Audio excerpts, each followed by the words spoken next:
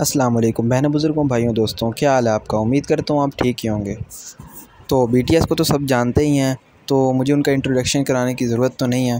لیکن آپ سبھی کو پتہ ہی ہوگا کہ لڑکیاں اس کے پیچھے مر رہی ہیں۔ خود کو بی ٹی ایس آرمی کہتے ہیں۔ تو میں کوئی زیادہ لمبی چوڑی گفتگو نہیں کرنا چاہتا، میں بس آپ کے سامنے چند حقائق رکھوں گا قرآن اور حدیث سے۔ یہ بات تو سبھی جانتے ہیں کہ اسلام میں موسیقی حرام ہے، اور جو نہیں جانتے وہ اب یہ جان لیں،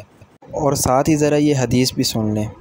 حضرت نافع رضی اللہ تعالیٰ عنہ فرماتے ہیں، میں ایک دفعہ حضرت ابن عمر رضی اللہ تعالیٰ عنہ کے ساتھ سفر میں تھا، تو انہوں نے گانے کی آواز سنی تو اپنی انگلیاں اپنے کانوں میں دے دیں اور اس جگہ سے دور چلے گئے تاکہ یہ آواز نہ سن سکیں، اور فرمایا کہ آپ صلی اللہ علیہ وآلہ وسلم بھی جب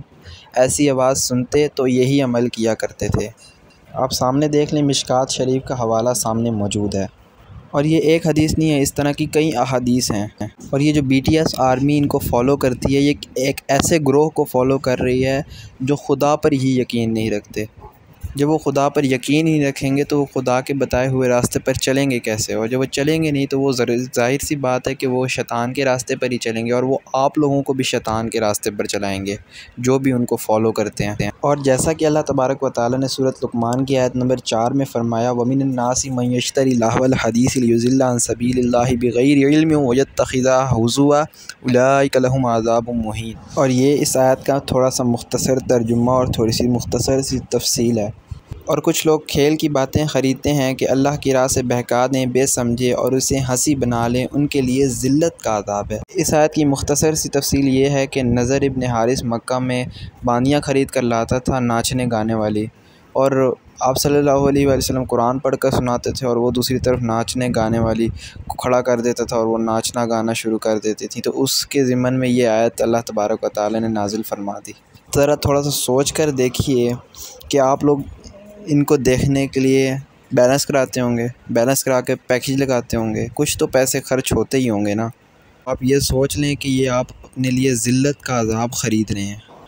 اور کچھ لوگ کہتے ہیں کہ یہ لوگ اسلام کو پسند کرتے ہیں اور اسلام کے بھی قریب ہیں اور یہ ہیں وہ ہیں، تو ان کے لیے میرا یہ جواب ہے، یہ ذرا آپ تصویر دیکھ لیں۔ ہے تو یہ کے پاپ کی تصویر، لیکن جو لوگ بی ٹی ایس کو سنتے ہیں، جو لڑکیاں بی ٹی ایس کو سنتی ہیں، وہ ظاہر سی بات ہے یہ کے پاپ کو بھی ضرور سنتے ہی ہیں، اور یہ کے پاپ کی تصویر ہے۔ ظاہر سی دیکھ لیں، صاف صاف لکھا ہوا ہے اوپر، لا الہ الا اللہ محمد رسول اللہ، صاف بے حرمتی کی جا رہی ہے۔ یہ ہم بھی نہیں کرتے، ہم اس کو برداشت ہی نہیں کرتے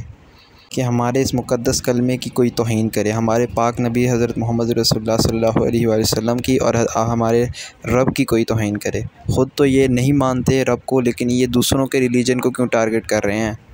قرآن پاک میں اللہ تبارک و تعالیٰ نے پتہ نہیں کتنی جگہ پہ صاف صاف الفاظ میں فرمایا کہ اللہ اور اس کے رسول کی اطاعت کرو، اور ایک مقام پر تو اللہ تبارک و تعالیٰ نے یہ بھی فرمایا کہ قل اطیعوا اللہ واطیعوا الرسول فإن تولوا فإن اللہ لا يحب الکافرین۔ ترجمہ یہ ہے کہ کہہ دیجئے اے نبی صلی اللہ علیہ وآلہ وسلم کہ اطاعت کرو اللہ کی اور اس کے رسول کی، پھر اگر اعراض کریں تو اللہ تبارک و تعالیٰ کو ایسے کافر بالکل پسند نہیں۔ تو میں بس آپ کو یہی کہہ سکتا ہوں کہ اب بھی وقت ہے، باز آ جاؤ، نہیں تو جو لوگ میوزک سنتے ہیں، موسیقی سنتے ہیں یا گانے وغیرہ سنتے ہیں، ان کو اللہ تبارک و تعالیٰ ان کے کانوں میں سیسا پگھلا کر قیامت والے دن ڈالیں گے۔